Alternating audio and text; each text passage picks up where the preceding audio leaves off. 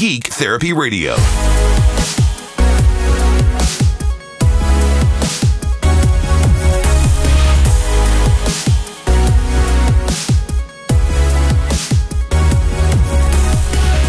Welcome to the Geek Therapy Radio podcast. I am your mental curator, Johnny Hemberger, as always. Wouldn't it be funny one week, and I might do this, just have a different voice on here, pretending to be me. Maybe not pretending to be me, but I might pass the torch one week just for fun. Have one of my friends do this, have a guest I've had on the show do this. We'll see. I'll put a pin in that thought. So, first of all, I apologize for the late arrival of this podcast. Usually, this should have been posted last night. This should have been posted Thursday night, Central Time here in Houston. But I recorded this weekend broadcast last night. So I did the big show, recorded the big show last night. And then I remembered I still need to do the podcast for the night. And when I got home, it was just one of those things where I was just freaking exhausted. And that's not even the main reason I didn't do it, because being tired is not a reason why, a sole reason why I wouldn't upload a podcast, a daily podcast. It's that I have been pulling my hair out, getting my home studio set up. As you may or may not know, I've recently bought our first house with my wife. And I've pulled all my stuff out of the storage unit that didn't flood as bad as it appeared to be, or as it was made out to be in the emails. So there's the follow-up on that.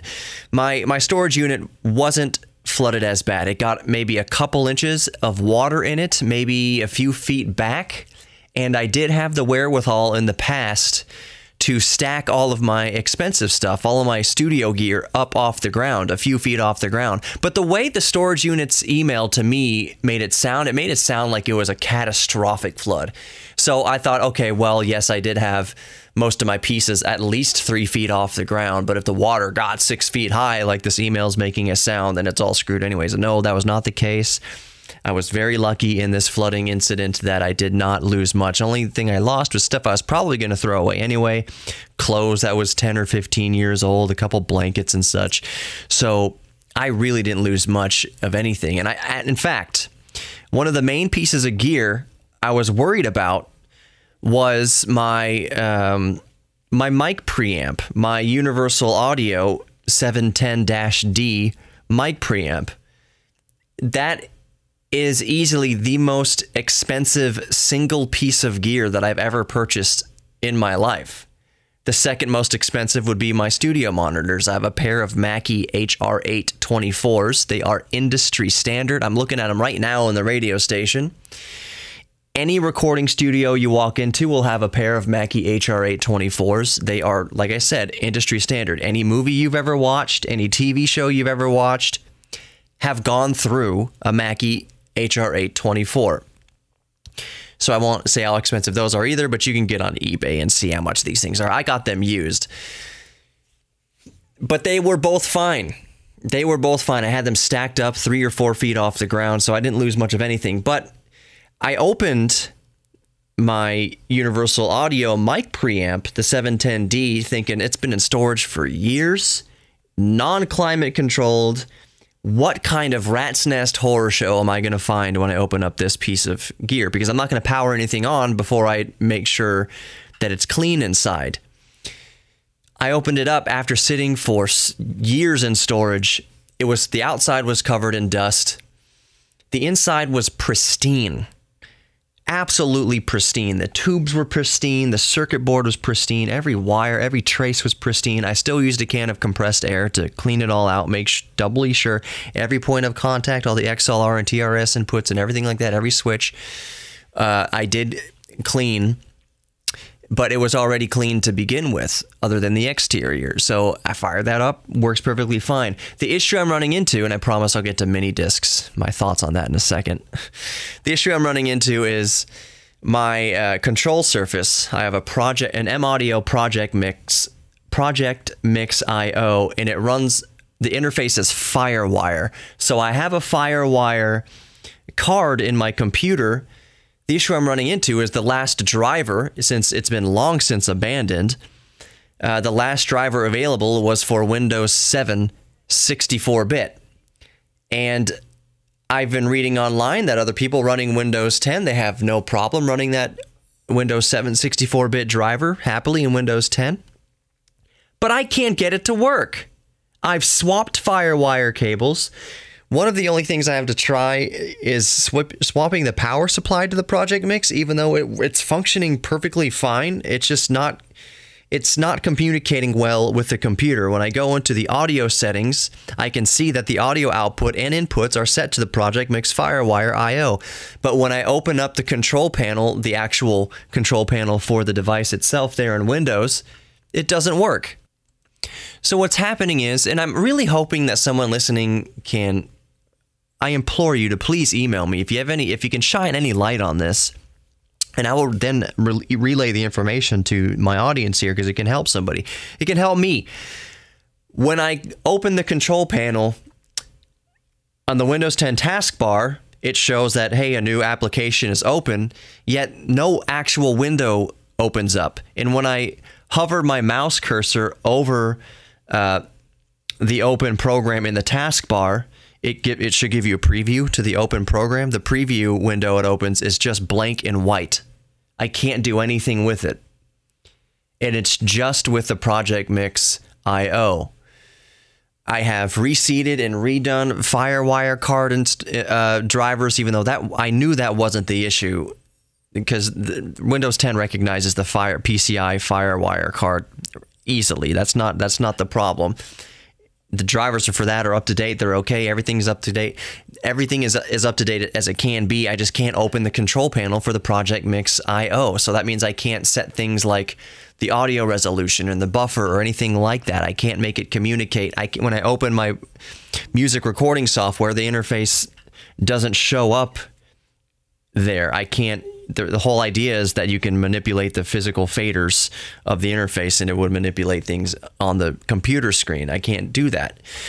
So if anyone can help me with the problem where I try to open the program, it opens on the taskbar, but no actual window opens up. And when I hover the mouse over the open program on the taskbar, the preview window shows just a blank white square that the application is open, but I can't do anything to it. I'm thinking it has something to do with possibly Windows verification, driver signing, something like that. I haven't tried all that yet. I don't see why that should be the problem, but it might be.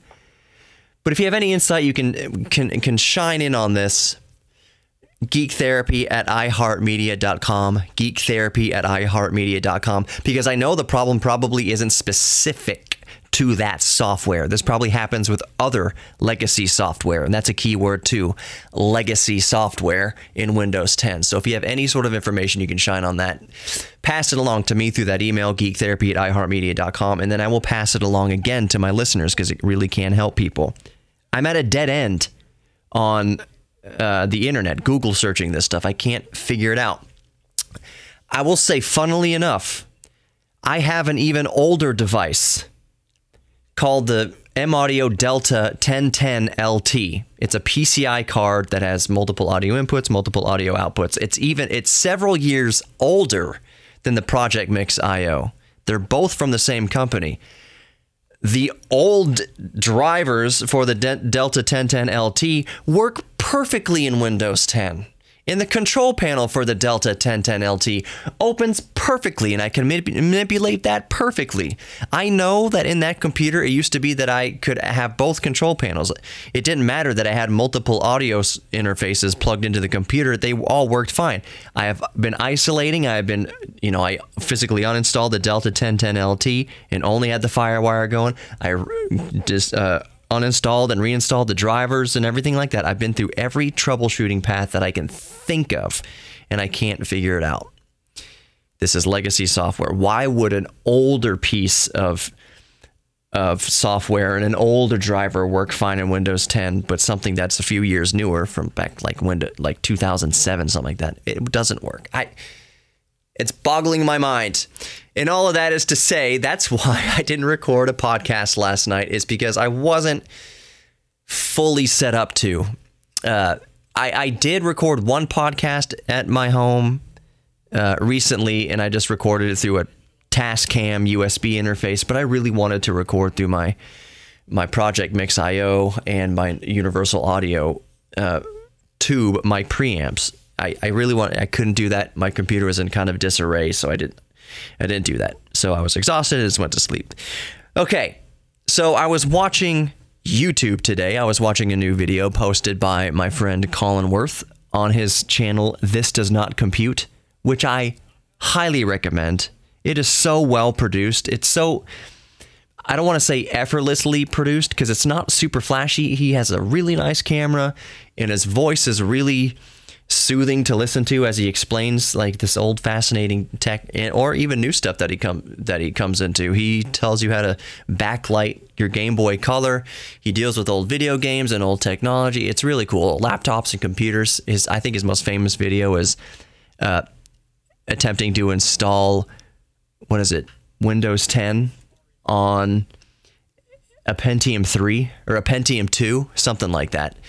This Does Not Compute is his channel. So he put up a new video today about an old Walkman CD player from the early 2000s that not only played CDs, but it also burned CDs, and it has memory stick capability. You could play MP3s. It could even play DVD videos out of this thing. It's just a Sony Walkman, a CD player Sony Walkman that's designed to go with you anywhere. But if you plug it in with a USB cable, you can actually burn audio to the disc in the Walkman and then listen to it wherever you go, or burn MP3s to it. It's kind of like an external CD burner in that way, except it's all built into one Sony Walkman. It's really cool.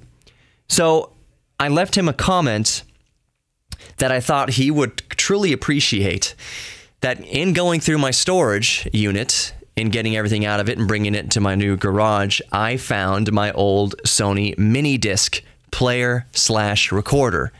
It's a Sony mini disc Walkman that you can record to mini discs and play mini discs, of course. And it takes one AA battery, and that one AA battery lasts for like 20 hours or something like that. So since the mini disc, it's also a recorder, it has a microphone input, a stereo condenser microphone input. That means the microphone is powered through the player itself, and it takes brilliant stereo recordings on the go, in your pocket. This is before well, not before, but in the early stages of solid state audio recording. So mini discs were like mini CDs. They kind of were the mix between floppy disk and CDs. They come in this cartridge. Mini discs are really cool. So anyways, I mentioned to him that I found it in storage and that my heart flooded with joy that I found this old device. Not necessarily, but because of the old device that it was, and how many fond memories and how cool I thought the technology was as a whole. But I found like 10 mini discs. So those mini discs contain recordings that I made back in high school, back in 2002, back after I graduated, 2003, early 2000s, and I know what's on those discs. Those discs contain jam sessions. Those discs contain gigs, little concerts we used to do around town, just music gigs. But even more, what I'm looking forward to go through is I know those discs contain... One of the things I love to do with the mini disc recorder and the little stereo microphone was to set it on the curb of the street when me and my friends would go skating, go skateboarding. So it had the little stereo microphone, so as the skateboards went by, you could hear the skateboard roll past in stereo.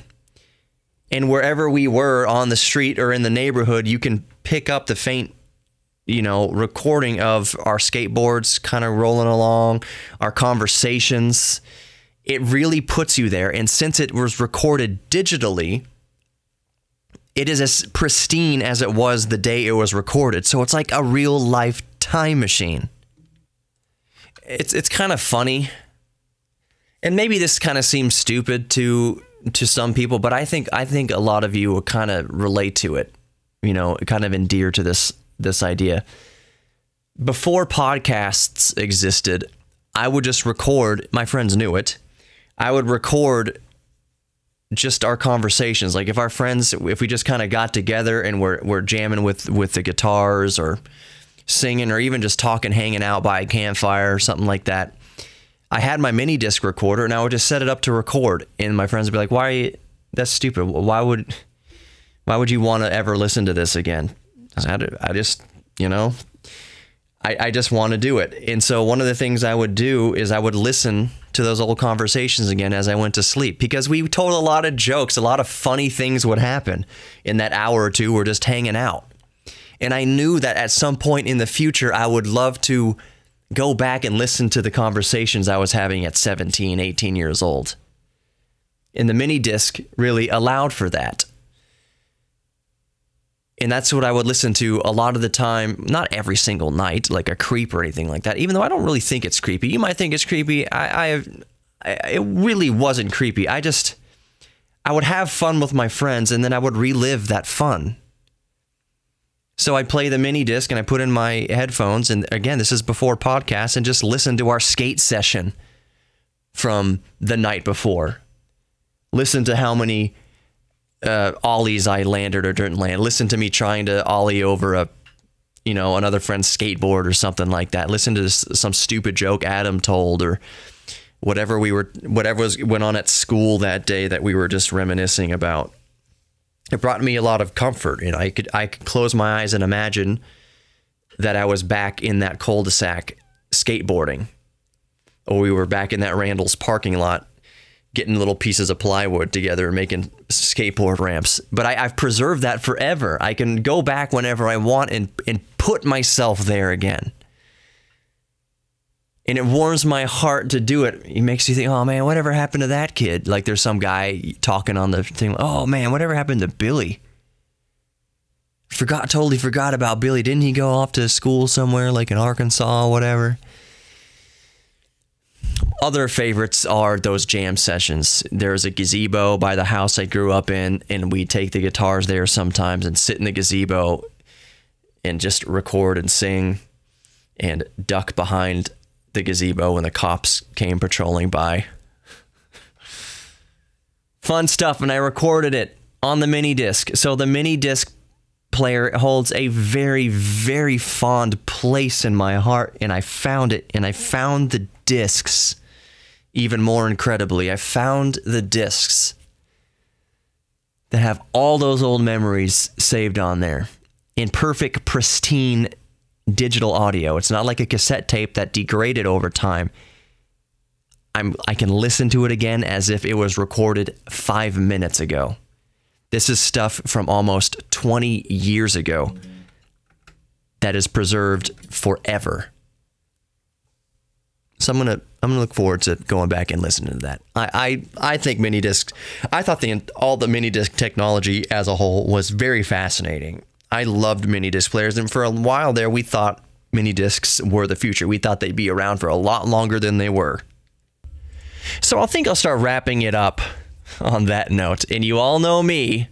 When I say something like, let me just wrap this up, or let me just say something real quick about, it means it could be another 10 minutes. So we'll see what let's wrap it up means now.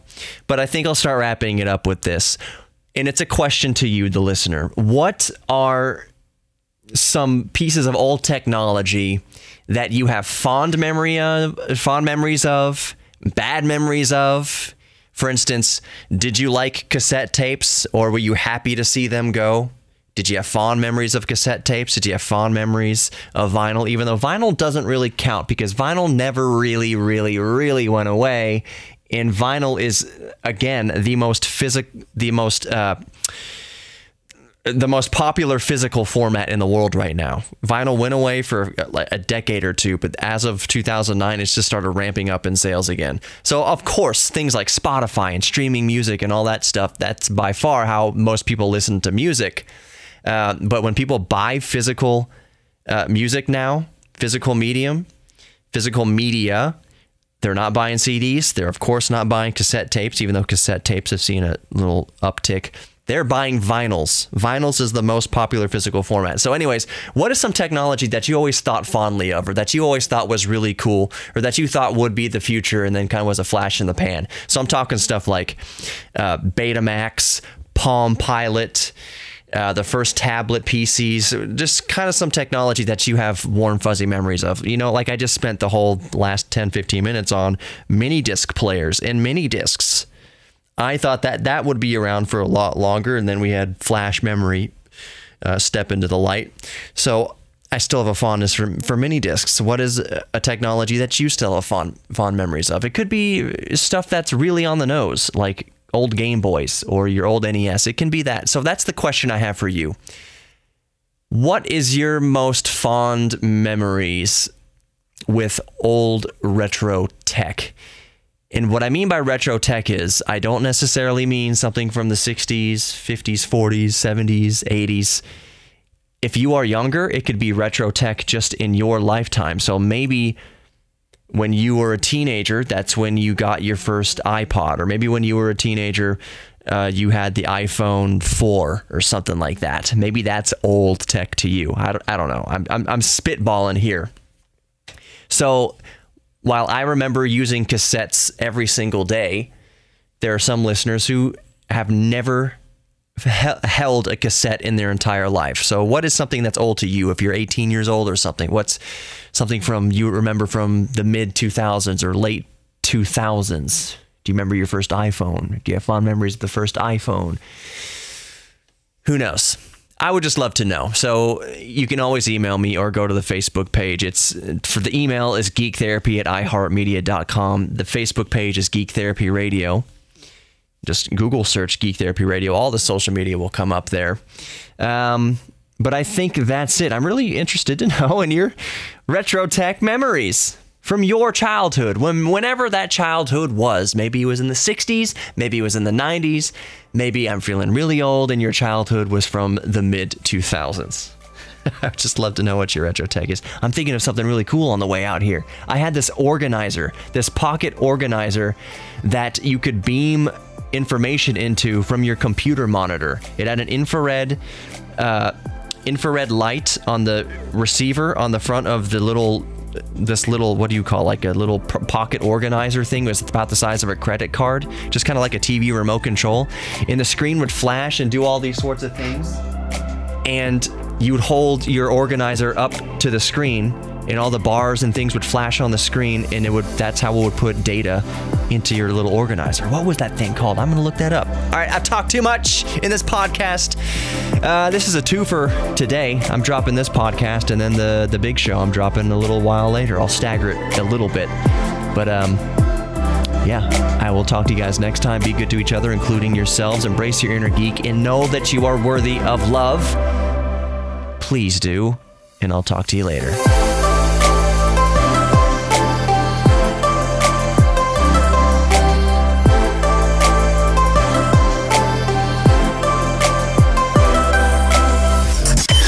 Geek Therapy Radio, Saturday night at 10 on KPRC 950.